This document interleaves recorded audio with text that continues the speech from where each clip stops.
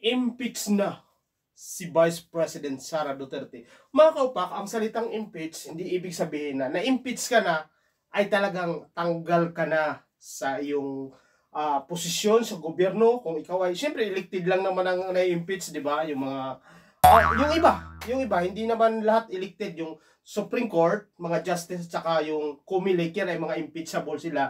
Pero hindi naman sila elected. Pero ang sinabing impeach, sila kasi yung hindi ka basta-basta tatanggalin dahil ikaw ay tinatawag na constitutional body. So si Sara, mga kaupak, hindi pa siya impeach na siya. Sa salitang ordinaryong case, kumbaga nakasuhan na. Pero sa salita, parang gulo ko So ngayon, mga kaupak, ang bola na dadalhin na ito ngayon sa Senado. Doon na ipapatunayan ng mga nagsampa ng impeach kung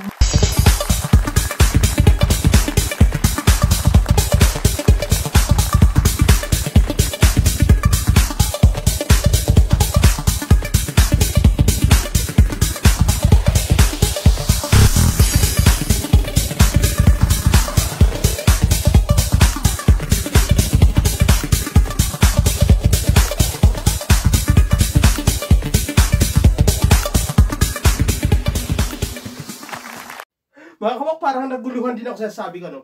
Ang impeachment, mga kaupak, ito lang yung kumbaga tinatawag na mga kaso na mga impeachable government official.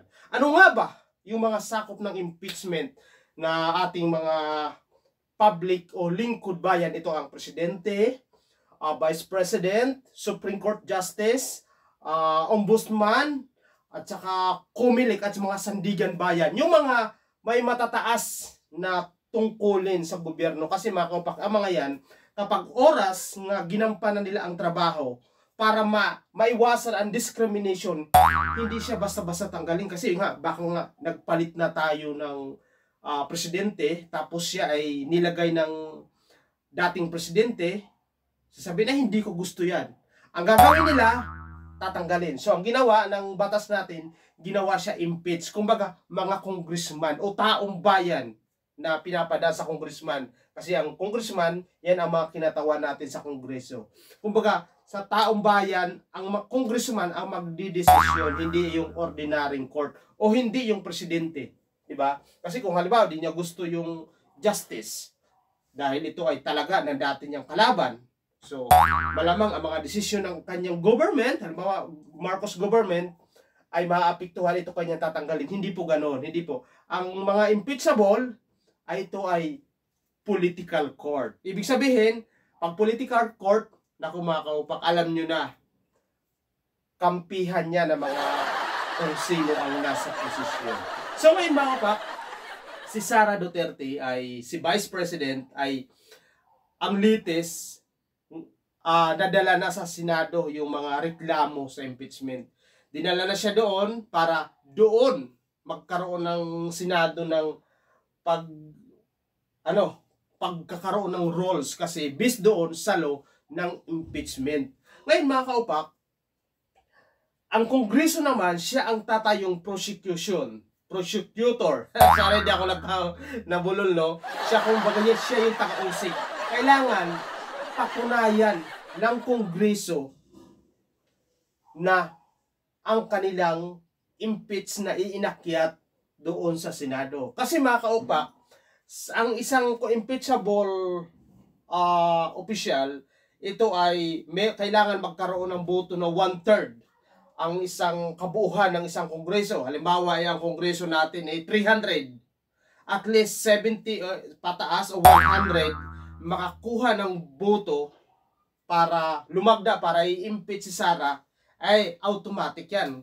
Pero mga kaupak, kapag ito naman ay nagkaroon na ng paglilito sa Senado, naku, napaka makapangyarihan ito. Dahil maski ang Supreme Court hindi nakikialam sa usapin ng impeachment kasi ito ay inatas ng batas sa ating mga senador o ito yung mga lawmaker sa mataas na kapulungan.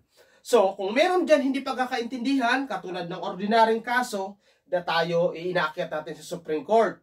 Pero, kapag impeachment, hindi ganyan. hindi sila tumatakbo sa Supreme Court.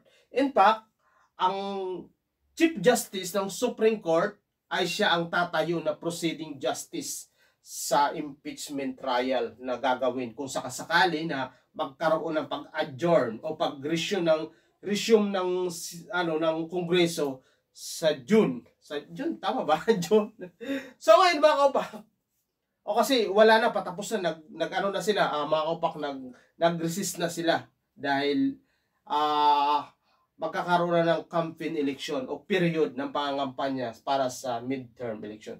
So ngayon mga kaupak, ang magiging rules niyan, kung hindi nagkakaintindihan ang mga judge or mga lawyer na magkabi-kabilang panig, yan ay pagbubutuhan ng mga senador. Kung sino ang manalo, yun ang magiging masusunod na rules. Pero, hindi yan katulad ng ordinaryong kaso na kapag hindi tayo nagkaintindihan, pwede natin iakyat sa Supreme Court. Yun ay hindi.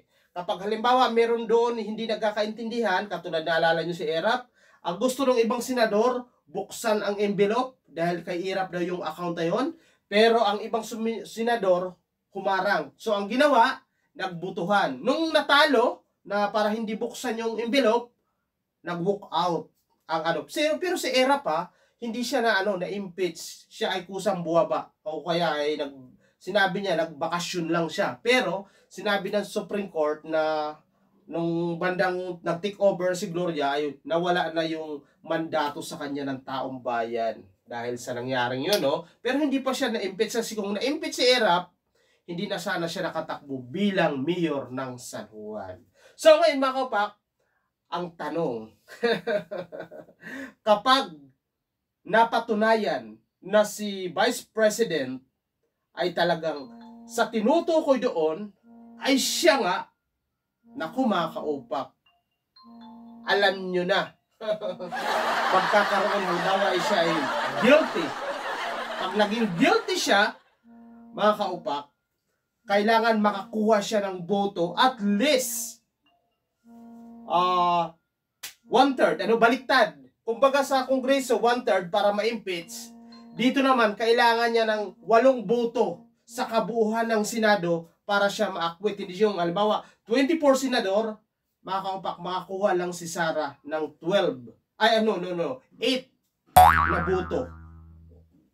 1/3.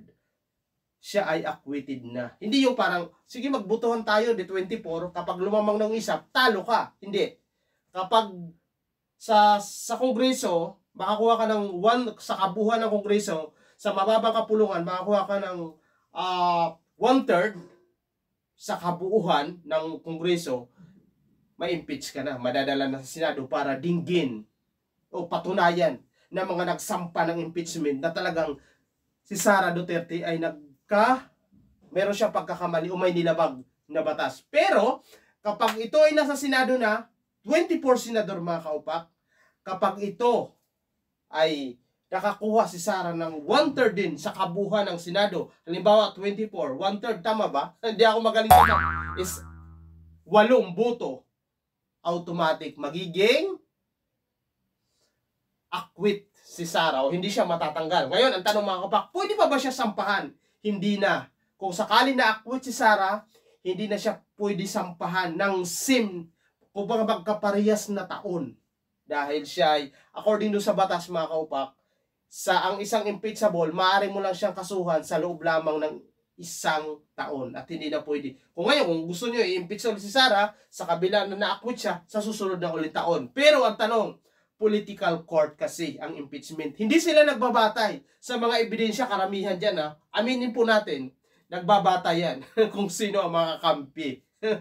Kasi mga kaupak, katulad ng sinabi ko, kasi ang mga justice natin, ang Supreme Court o mga mababang kapulungan, doon talaga sila nagbabatay sa kung ano yung mga ebidensya. Pero sa impeachment, ganun din naman. Pero mahirap paniwalaan yun nga doon sila nagbabatay kasi political court yan mga kaupak, kampihan. So ngayon mga kaupak, ang maganda dyan, pero meron ako na nasagap na marites, ang maganda dyan mga kaupak, kailangan na lang mag-resign ni Sara Duterte para hindi na matuloy ang impeachment kung mag-resign siya. Kasi mga kaupak, kapag nag-resign si Sara Duterte, pwede pa siya tumakbo ulit sa susunod na taon. Pero kapag siya ay na-impeach, kasi yun naman ang intention, talaga i-impeach siya, hindi siya makakatakbo na kahit anong posisyon sa gobyerno. Nako, talagang napaka-exciting. Ang tanong mga kaupa, kailan ba itutuloy ang impeachment?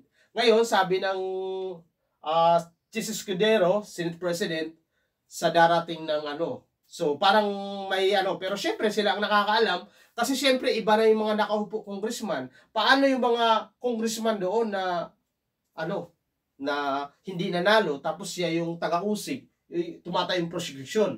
Pero feeling ko mga kapak, mayroon silang gagawin diyan roles na kung halimbawa kung natalo yung congressman nga isa sa mga tumatay yung taga-usig, maaari yung nanalo or ibahin yung roles, maaari pwede may pumalit yung mga nanalo. So, ngayon, isa pang twist mga kapak, paano kung ang mga senador na manalo ay karamihan mga Duterte?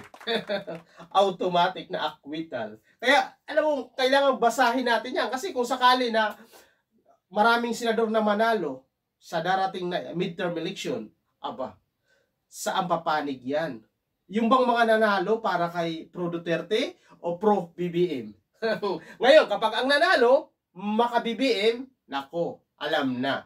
Kailangan na ni Sara mag-resign. Para, kung sakali mag-resign siya, at least hindi siya na-impeach. Kung kailangan ni Sara Duterte, kung sakali babasahin nila yan, ng mga lawyer dito, maraming nanalo na maka-BBM na senador. Halimbawa lang.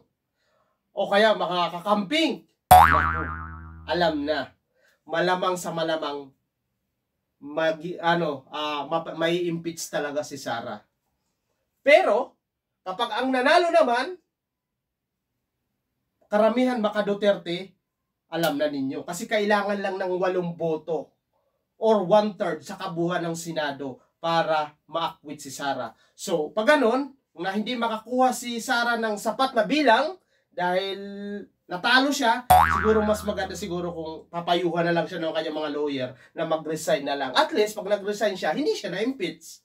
Kasi pag na-impeach ka, wala ka, disqualifies ka na kahit anong posisyon sa gobyerno. Pag nag-resign siya, makakatakbo pa siya sa susunod na eleksyon kahit anong posisyon, Kaya nga, yun talagang kailangan aralin nila. Kasi nga kung maraming mananalong senador na maka-BBM, so kailangan niya mag-resign. Ngayon, kapag maraming senador nga nanalo, maka Duterte, huwag na siya mag-resign kasi sigurado na mananalo, ma-acquit si kasi 8 lang ang boto. Paulit-ulit ako, di ba? 8 boto lang ang kailangan ni Vice President Sara Duterte para ma-acquit. Ngayon, kapag hindi naman siya nakakuha ng halimbawa walang nanalo na maka Duterte, so kailangan niya na mag-resign. Kasi katulad ng sinabi ko, pag nag-resign siya, mawawala lang sa posisyon sa kasalukuyan. Pero, pwede pa siya tumakbo kahit anong posisyon sa susunod na eleksyon. Hanggang sa muli, mga kapak. Alam ninyo niya, talagang very, very excited. Wala na tayong magagawa dyan. Ang mga senador na ang nakakaalam.